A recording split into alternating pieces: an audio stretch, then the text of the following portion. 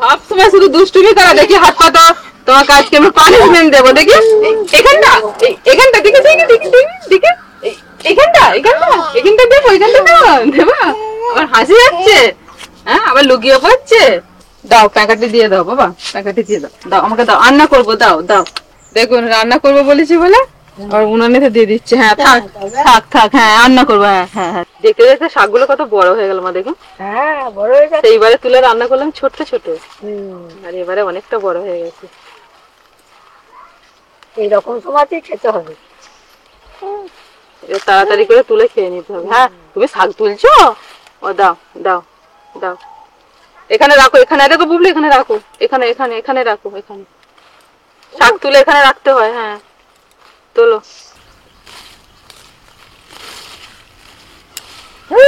মা কতগুলো তুলেছেন। হ্যাঁ দেখো, ওটা লুচি লুচি দেখো আনু, দূরে তুলি। হুম যেগুলো বড় বড় হয়েছে তুলে। এই তো চলো, আমাদের শাক তোলা হয়ে গেছে, বা রান্না হবে তো, চলো। ছেলে মেয়ে নাতি রাজা সব ভালো আছে তো? আজকে জমির টাটকা পালং শাক আর বাজারের ইলিশ মাছ দিয়ে আজকে রান্না হবে। শীতকালে আমাদের বাড়িতেই প্রথমবার ইলিশ মাছ আসলো। সবসময় ইলিশ মাছ বর্ষাকালেতেই রান্না করেছি, কিন্তু শীতকালে কখনো রান্না করিনি, তো আজকে রান্না করব। আজকে বেশ বড় সাইজেরই মাছ নিয়ে এসেছে বাজার থেকে, ইলিশ মাছ। আর এই ইলিশ মাছের মাথাটা দিয়ে পালং শাক রান্না করব, আর ইলিশ মাছটাকে একটু অন্য রকম ভাবে সরষে ইলিশ বানাবো। তো আপনারা পুরো ভিডিওটা দেখতে থাকুন কিভাবে আমি আজকে ইলিশ মাছটা রান্না করছি। বেশ বড় সাইজেরই ইলিশ মাছটা আছে, আর এটার ওজন আছে 1 কেজি 300 গ্রাম। অনেকদিন পর বাড়িতে ইলিশ মাছ আসলো, সেই বর্ষাকালে রান্না হয়েছে, তারপরে আর ইলিশ মাছ আসেইনি আর রান্নাও হয়নি। ভালোই হলো এনেছে।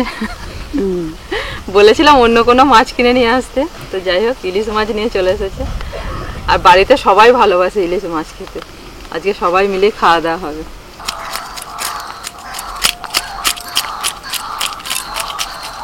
আপনার ছেলে নিয়ে এসেই বলছে টাটকা মাছ। এখন টাটকা মাছ হয়, এলে সব বর্ষার মাছ। বর্ষার মাছ। হ্যাঁ মাছের আঁশ ছাড়ালেই বোঝা যায় কতদিনকার মাছ। প্রতিদিন রান্না করতে আসবো আর আজান দেবে, এত বেলায় আমরা আসছি রান্না করতে। আবার আমাদের রান্না শেষ হবে, তখন আবার আজান দেবে 4টার সময়। বরফে থাকলে মাছের আঁশগুলো একটু শুকিয়ে যায়, তোলার সময় অসুবিধা হয়। আমি অনেকক্ষণ জলে ভিজিয়ে রেখেছিলাম, আর ঠিক হয়ে গেছে, ভালো উঠে যাচ্ছে।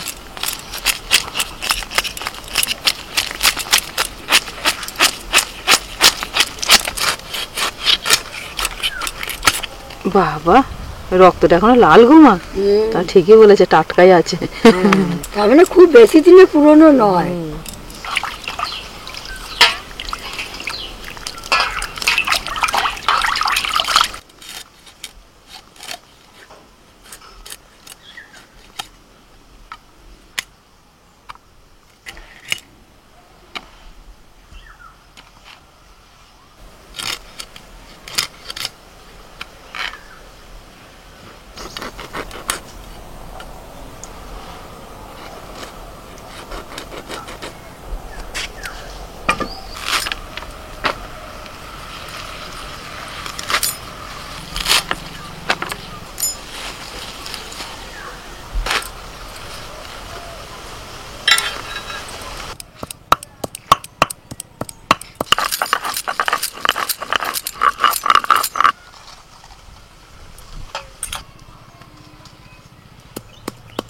লঙ্কাগুলো যা ঝাঁজ নয়, একটা খেলি কাম চলে যাবে।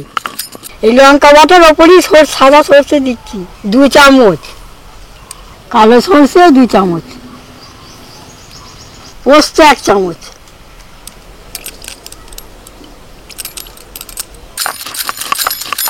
একটু নুনও দিয়ে দিয়েছি গো। নুন দিলে না একটু আতিত হয় না। প্রথমে পালং শাকটা রান্না করবো ইলিশ মাছের মাথা দিয়ে, তেলও গরম হতে বসিয়ে দিয়েছি, তেল গরম হয়ে গেছে।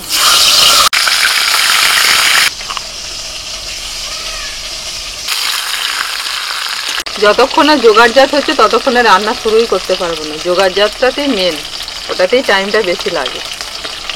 রান্না করতে আমার বেশি টাইম লাগে না, এই শাক 15 মিনিটে রান্না হয়ে যাবে, আর ইলিশ মাছ 30 মিনিটে রান্না হয়ে যাবে, ব্যাস 45 মিনিটে রান্না শেষ। মাছ একটু করে ছেলে মেয়ে নাতি নাতিরা কি না, কিন্তু জোগাড়জাত করে দিলে খুব অল্প টাইমের মধ্যে রান্না করে ফেলে। এখানে শুধু নয়, বাড়িতেও। মাছের মাথাটাকে একটু ভেঙে ভেঙে নিয়েছি, যেহেতু শাকের মধ্যে একটু ভেঙে ভেঙে দিতে হবে। ওই তেলের মধ্যে বেগুনটা ভেজে নেব।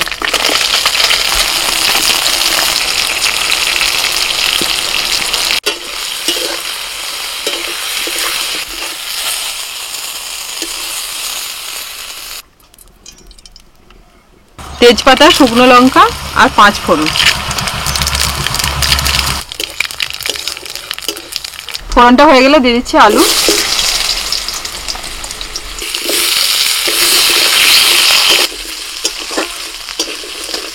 লবণ, হলুদ গুঁড়ো। আলুটা 2 মিনিট ভেজে নিয়ে দিয়ে দিচ্ছি মূলো আর বিনস।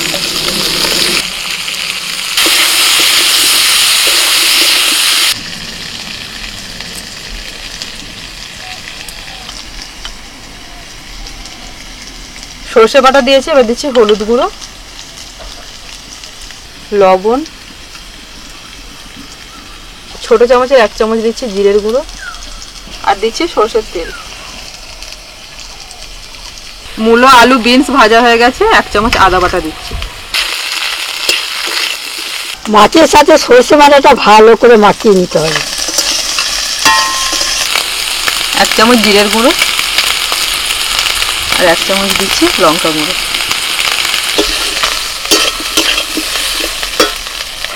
অল্প একটু জল দিচ্ছি।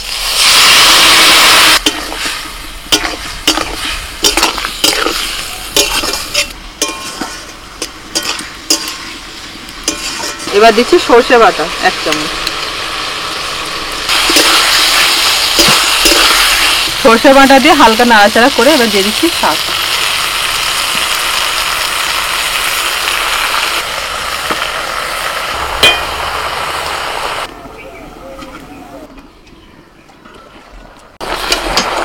পালং শাক থেকে এত জল বেরোবে যে এতেই রান্নাটা হয়ে যাবে। দেখুন কত জল বেরিয়েছে, আলাদা করে জল দেওয়ার প্রয়োজনই নেই। মাছের মাথার বেগুন দিয়ে দিচ্ছি।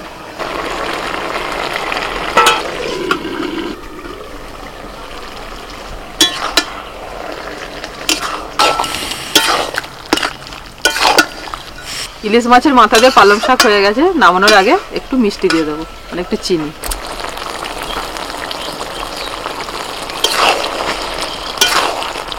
না, পুরো নামিয়ে দেওয়া হয়ে গেছে। হ্যাঁ,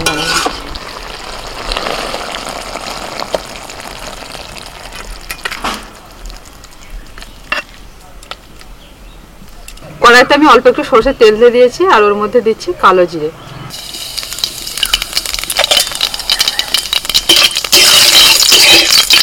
এবার মাছের পিসগুলো একটা একটা করে দিয়ে দেবো।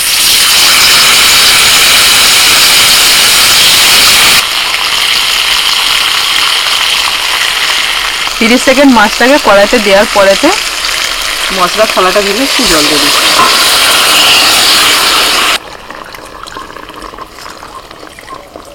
উপর থেকে 5-6টা কাঁচা লঙ্কা দিয়ে দিচ্ছি।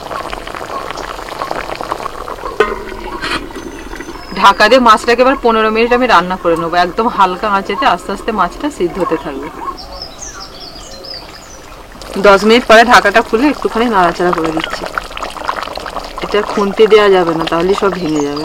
এমনি এই মাছ খুব নরম, তাই এইভাবে একটু নাড়িয়ে দিলাম। আবারও 5 মিনিটের জন্য ঢাকা দিচ্ছি।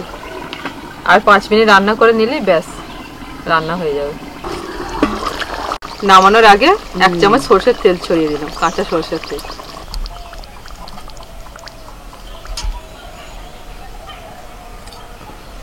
মণিমা শুরু কর। তোর বন্ধু বলছে আধখানা মাছ দাও আমাকে।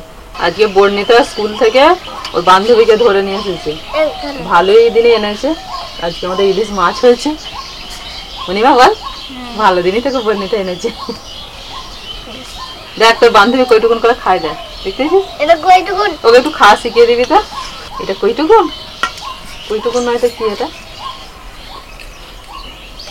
হ্যাঁ, একটু জুস, একটু গ্রেভি গ্রেভি, একটু ভাতে দাও, এইখানটা করে দাও। দাও দাও লঙ্কা আমার সময়। হ্যাঁ, এবার ঠিক আছে। আজকে আমার একটা ছোট্ট বন্ধু এসেছে, বন্ডিতারও বন্ধু, আমারও বন্ধু। মনিমা লজ্জা করো না ভাই, খেয়ে নাও, হ্যাঁ যা দরকার বলবে। বন্ডিতা দেখ না কেমন টুকটুক করে খাচ্ছে। বন্যিতার এখন 1 ঘন্টা সময় দিতে হবে জানিস, তবে খাবারটা শেষ হবে। আমি এখানে বসে আছি, যা যা দরকার বলবে দেবো, কোনো চিন্তা নেই। কোনো চিন্তা নেই। আজকে আমি খাচ্ছি না, আজ একটা আমার ব্রত আছে। ওর মাসে কটা করে থাকে ব্রত তোমার? মাঝে মাঝেই বলে ব্রত। ওইসব দিকগুলো মা তো জানো তো। একদম অ্যাক্টিভ লোক, বড় বড় পুরোহিত আর কি ফেল আমার মায়ের কাছে। মাঝে মাঝে ব্রতটা তো করা ভালো, জানো শরীর ভালো থাকে। আমরা মা ওই জন্য একদম মায়ের ওয়েট একদম ফিট বডি। ফিট বাড়ি। মাছটা ঠিকঠাকই আছে, দারুণ সাদা আছে কিন্তু মাছটা। ওই ভাত দেবো দুটো। এই অসময়ে কিন্তু কেমন কি লাগছে জানেন মা, ভাবছি। বর্ষাকালে যতগুলো ইলিশ মাছ রান্না করলাম তার থেকে যেটা এই মাছটা বেশি স্বাদ লাগছে। না পুরোনো ইলিশের টেস্ট বেশি। হ্যাঁ তাই তো দেখছি, যেগুলো জ্যান্ত ইলিশ শুনেছি আর কি, ওদিন খাইনি। অনেক তেলও বেরোলো। একদম জ্যান্ত যেগুলো ইলিশ মাছ ধরে রান্না করলে নাকি তার টেস্ট হয় না, খাইনি কোনোদিন, জানি না, না না পুরনো বলে শুনেছি। জ্যাম তো খেতে গেলে সেই পদ্মায় যেতে হবে, পদ্মায় ইলিশ ধরতে হবে গিয়ে। হ্যাঁ আমাদের এখানে সেই ডায়মন্ড হারবার ওদিক থেকে যেখান থেকে ওঠে বিভিন্ন জায়গায় পাওয়া যাবে, কোথা থেকে সেখানে বাজারে যেতে গিয়ে হবে। তুমি কিনবে, বলে সব পদ্মার ইলিশ বলে চালিয়ে দেবে তোমাকে। না চিনতে যারা না চেনে, তাদের কাছে সব পদ্মা। যে জিজ্ঞাসা করবে সব পদ্মা।